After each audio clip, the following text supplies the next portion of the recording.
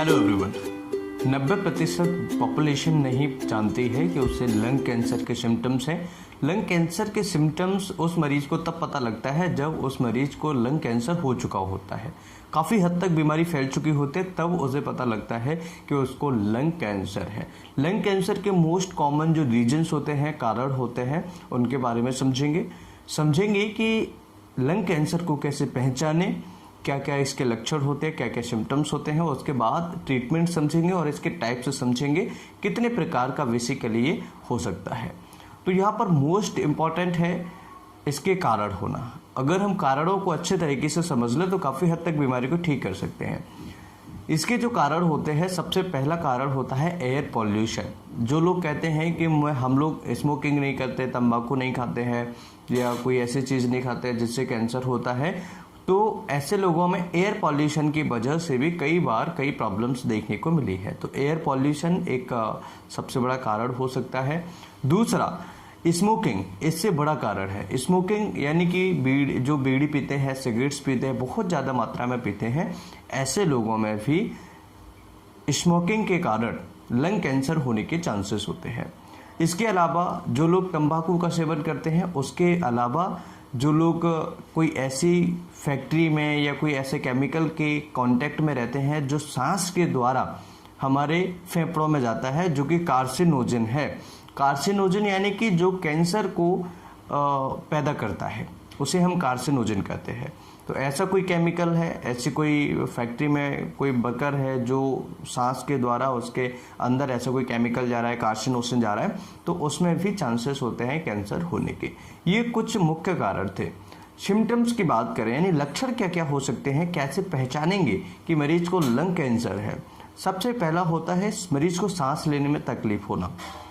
अगर किसी को लंग कैंसर है और लंबे समय से उस मरीज को परेशानी चली आ रही है, तो उस मरीज को सांस लेने में तकलीफ होना स्टार्ट हो जाएगा। और इससे पहले जैसे खांसी होना, लंबे समय तक खांसी होना, 5-6 महीने हो गए मरीज को खांसी ठीक ही नहीं हो रही है और उसने रिपोर्ट्स भी कराई कुछ पहले, तो उसमें कुछ आया नहीं, लेकिन 5-6 महीने से उसकी खांसी बरकरार है। इसके साथ में खांसी के साथ में खून आना, थूक के साथ में खून आना, ये भी एक लक्षण है। इसके अलावा छाती में दर्द होना, छाती में पानी भर जाना, ये भी एक सिम्टम्स है। इसके अलावा सांस लेने में तकलीफ, ऑक्सीजन की कमी होना, ये कुछ सिम्टम्स हैं। सिर में दर्द होना, वजन गिरते जाना, आवाज़ का चेंज होना, ये भी कुछ सिम्टम्स हैं जो कि हमारे रेस्पिरेटरी से रिलेटेड हैं और जो हमारा लैरिंग्स है, लैरिंजाइटिस है, वोकल कॉर्ड है, उससे रिलेटेड है। तो ये सिम्टम्स आपको कॉमनली देखने को मिल सकते हैं।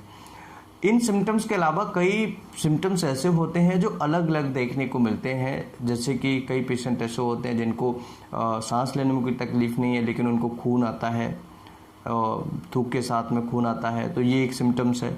इसके साथ में कुछ और भी सिम्टम्स हो सकते हैं, फीवर आना, बुखार आना, हाथ पैरों में कमजोरी, थकान रहना, ये सिम्टम्स मरीज को रह सकते हैं। अब इसे ठीक कैसे करेंगे और ये कितने तरह का होता है? ये एक होता है नॉन स्मॉल सेल कैंसर, दूसरा होता है स्मॉल सेल कैंसर। तो ये अलग अलग डिवाइडेशन रहता है, अलग अलग पार्ट के हिसाब से डिपेंड करता है। तो ये जो नॉन स्मॉल सेल कैंसर है, ये फर्दर 4 स्टेजेस में डिवाइड होता है। इसमें क्या होता है कि पेशेंट को डिपेंड करता है कि एक लंग्स में हुआ, फर्स्ट स्टेज है, सेकंड दोनों लंग्स में हुआ, सेकंड स्टेज चला गया। फिर ये डिपेंड करता है कि कितना जैसे 3 mm लिम्फ नोड्स इन्वॉल्व है, 7 mm लिम्फ नोड्स इन्वॉल्व है, या इससे ज़्यादा है तो वो 4th स्टेज में चला जाता है। तो ये इस पर डिपेंड करता है। अब यहाँ पर कैसे इसे ठीक कर सकते हैं? कुछ तरीके हैं, कुछ मेडिसिन हैं, कुछ थेरेपी हैं, उनसे हम इसे ठीक भी कर सकते हैं। कई पेशेंट्स होते हैं जिनमें ये ठीक नहीं होता है। कैसे ठीक कर सकते हैं? सबसे पहला होता है रेडिएशन के जरिए से ठीक कर सकते हैं। कीमोथेरेपी के जरिए इसे ठीक कर सकते हैं, ये भी एक इलाज है। सर्जरी के द्वारा अगर कोई पार्ट ऐसा है जिसे निकाल सकते हैं सर्जरी के द्वारा, तो उसे वहाँ से निकालने की कोशिश की जाती है। इसके अलावा मेडिसिन होती हैं, जो एंटी कैंसर्स दवाइयाँ होती हैं, वो दवाई दी जाती हैं, और सिम्टोमेटिक मेडिसिन भी दी जाती हैं। जैसे मरीज को अगर खांसी हो रही है तो खांसी की भी दवाई दी जाएगी, फीवर हो रहा है तो फीवर की भी दवाई दी जाएगी। इस तरह की दवाइयाँ दी जा सकती हैं। अगर हम और कुछ इसमें बदलाव करना चाहे तो अपनी डाइट में बदलाव कीजिएगा, अपनी लाइफ स्टाइल में बदलाव कीजिएगा। एक्सरसाइज, पॉजिटिविटी बहुत ज़्यादा ज़रूरी है, शुद्ध हवा लेना बहुत ज़्यादा ज़रूरी है। जिस कारण से ये प्रॉब्लम हमें हुई उस कारण को हटा देना, जैसे स्मोकिंग कर रहे हैं यानी बीड़ी सिगरेट पी रहे हैं तो इसे आप तुरंत हटा दीजिए, बंद कर दीजिए। तुरंत तो नहीं, लेकिन थोड़ा वक्त लगता है, लेकिन हटा दीजिएगा, जिससे आपकी जो बीमारी है वो बढ़ेगी नहीं। इसके साथ में जैसे कोई लोग तम्बाकू खा रहे हैं उसे बंद कीजिएगा, या कुछ ऐसे वर्कर हैं जो ऐसी फैक्ट्री में काम कर रहे हैं जिनको लगातार इन्हेलेशन के द्वारा वो केमिकल या कार्सिनोजन अंदर सांस के द्वारा जाता है फेफड़ों में, उससे होने के चांसेस होते हैं। तो कोशिश कीजिएगा कि स्विच कीजिए, मतलब कि दूसरे काम को आप स्विच कर सकते हैं, कोशिश ही कीजिएगा। या फिर आप पूरे प्रोटेक्शन के साथ में उस काम को कीजिए जिससे कि इन्हेलेशन के द्वारा कम से कम वो कार्सिनोजन आपके फेफड़ों के अंदर जा पाए। इस तरह से आप इसे ठीक हो सकते हैं, ठीक कर सकते हैं। कई पेशेंट में ये ठीक नहीं भी होता, ये डिपेंड करता है कि सीवियरिटी क्या है और किस स्टेज में आप डॉक्टर के पास गए हैं।